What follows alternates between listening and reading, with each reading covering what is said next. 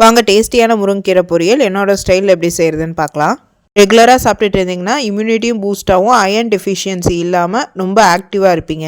கடாயில் 1 டீஸ்பூன் கடலை எண்ணெய் காஞ்சோடனே 1/2 டீஸ்பூன் கடுகு 1/2 டீஸ்பூன் ஜீரகம் போட்டு பொரிய விடுங்க. அது கூடவே 2 வரமிளகாவை உடச்சி சேர்த்துக்கோங்க.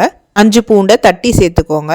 கூடவே ஒரு மீடியம் சைஸ் வெங்காயத்தை ஃபைனாக சாப் பண்ணி ஆட் பண்ணி ப்ரௌன் ஆகிற வரைக்கும் சாட்டே பண்ணுங்கள். வெங்காயம் நல்லா பொன்னிறமாக ஆன பிறகு 1.5 கை அளவுக்கு முருங்கைக்கீரை க்ளீன் பண்ணி வச்சுருக்கோம், அதை சேர்த்து நல்லா வதக்குங்க. கீரை சுருங்கி வந்த பிறகு கீரைக்கு தேவையான அளவு உப்பு போடுங்க. முன்னாடியே போட்டிங்கன்னா அதிகமாகிடும். சுருங்கி கலர் மாறணும். இப்போ இந்த கலர் மாறி இருக்குல்ல, இப்போ ஒரு சவுண்டும் அதுலேருந்து வரும், பொரியிற மாதிரி சவுண்டு. நல்லா பொரிஞ்ச பிறகு கீரைக்கு ஈக்குவலாக தேங்காய் பூ போட்டு நல்லா மிக்ஸ் பண்ணிங்கன்னா டேஸ்டியான முருங்கைக்கீரை பொரியல் ரெடி. இது ப்ரெக்னெண்ட்டாக இருக்க லேடி சாப்பிட்டாங்கன்னா அவங்களோட இம்யூனிட்டியும் பூஸ்ட் ஆகும், குழந்தைக்கும் போனு பிரெயின் ஹெல்த்து ரொம்ப சூப்பராக இருக்கும். இந்த கீரையை காரக்குழம்போட வச்சு சாப்பிட்டிங்கன்னா சூப்பராக இருக்கும். இல்லைனா பிளெயின் ரைஸில் நெய் போட்டு சாப்பிட்டாலும் நல்லாயிருக்கும். செஞ்சு பார்த்து எப்படி இருக்குன்னு சொல்லுங்கள். Happy cooking, healthy living. இந்த மாதிரி ஹெல்தி ரெசிபிக்கு சக்தி ரெசிபியை சப்ஸ்கிரைப் பண்ணிக்கோங்க.